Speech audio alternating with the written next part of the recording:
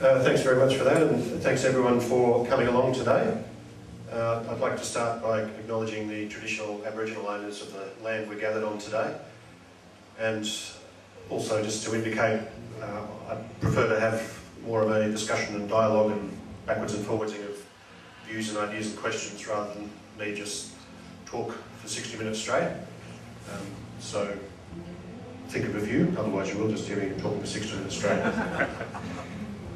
Really the two main things I wanted to touch on before asking people got any views is just to highlight a little bit more specifically the role and the record and the legacy of the Democrats in Australian politics, because I am biased, but I don't think that's adequately acknowledged or recognised by a lot of political commentators. And we'll touch on a little bit of the Republic issue. Something tells me people might be a little bit interested in that, so see if I can give some commentary on that as well, and what the demise of the Democrats means in that sort of context as well, because the Democrats, I believe, have got quite a good record and legacy on the Republic issue also, not just in terms of my individual involvement with ARM for a couple of years, but in terms of the work we did in the parliamentary arena on that issue. So in terms of the Democrats themselves, it does need to be acknowledged, I think, that the party is still the most successful minor party or third party in Australian political history. Some would say that the National Party would take that role of the National Country Party. But I think in terms of a federal level, a party that has basically operated independently of other parties as a clearly distinct individual entity, the Democrats are clearly the most successful, both in longevity and in terms of the amount of support that the party did obtain at various periods in its history. I think one of the most important legacies of the Democrats, though, is the fact that over basically 30 years of existence in the federal parliament, managed to play a key role in changing the dynamic of Australian politics such that there are now more smaller parties on the political landscape. When the Democrats were first founded in 1977, there really were virtually no other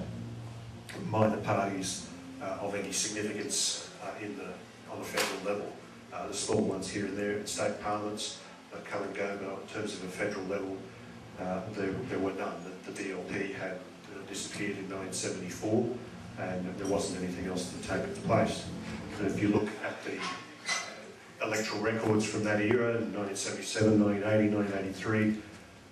most of the time, at election time, in your House of Reps seats, you'd have three candidates, your Labor and your Liberal and a Democrat, where they stood,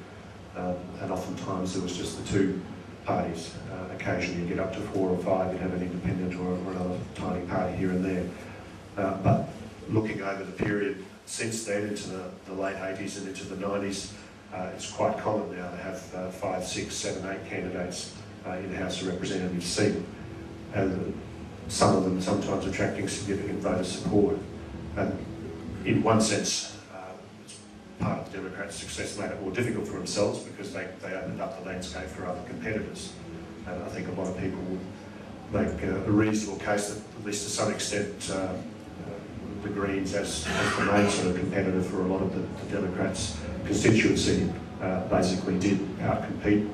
the Democrats for that sort of role, and to some extent have certainly in terms of the numbers in the Federal Senate and the role in the Federal Senate have supplanted the Democrats in terms of just the main minor party in that chamber. The other key things the Democrats did was actually, I was going to say revitalise the Senate, but vitalise, if that's a word, the Senate, in actually making it a really effective chamber of review. One of the key dynamics of the era when the Democrats were formed in the late 70s was that it was actually the election after the dismissal in 1975, so it was an election straight after that dismissal when Margaret Fraser first got in, and the Democrats were formed in the lead up to the subsequent election. In fact, it's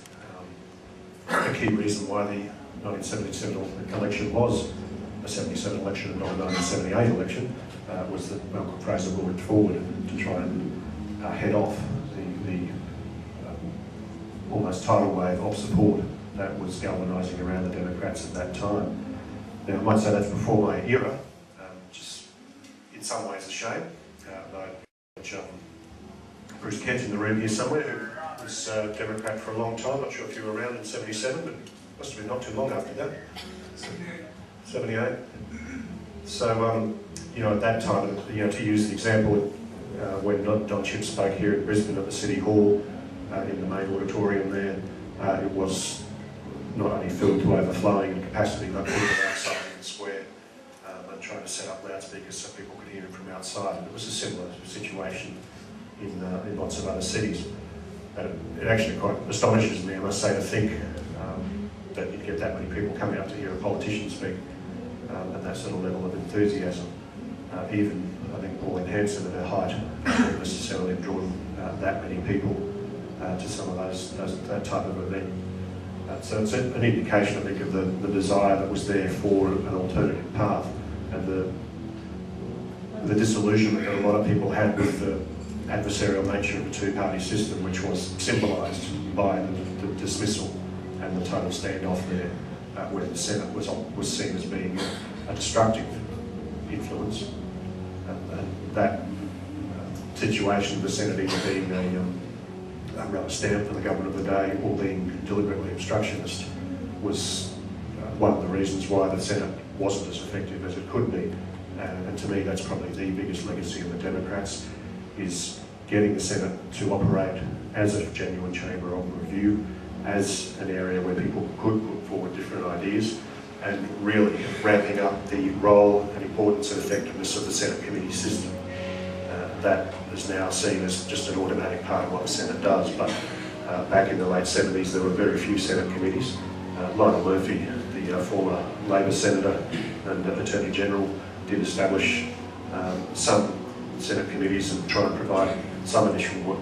role in scrutiny, but really it wasn't until the Democrats were there that they really took that up to the next level. And by having people who were outside and independent of the two major parties, it meant that alternative views, different ideas could be put forward and required the major parties to respond to them. And that's relevant on a whole range of issues. There's a whole lot of areas where whoever the smaller parties are, you're not going to win in Parliament, you're not going to get initial support. But by putting an issue on the agenda, by having the opportunity for people from the community to put in their views, to require parliamentarians to actually have to engage with those issues and engage with the facts, rather than just what passes for debate in the Parliament, where you're just throwing back talking points to each other, backwards and forwards across the chamber, and seeing who can provide the funniest insult for the day. It actually required politicians to engage with the substance of issues through committee inquiries, and that is a crucial part that now still the Senate does play. One of the consequences of the Democrats' demise is that the number of people on the crossbenches, the number of senators who aren't in either of the major parties, is smaller than it once was. The Democrats at their height had 9 senators,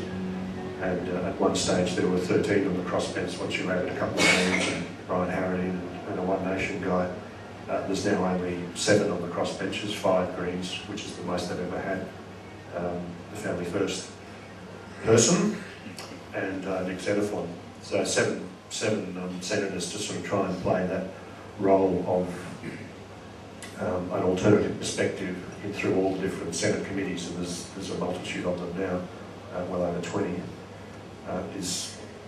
not really possible. And that's one of the things that I think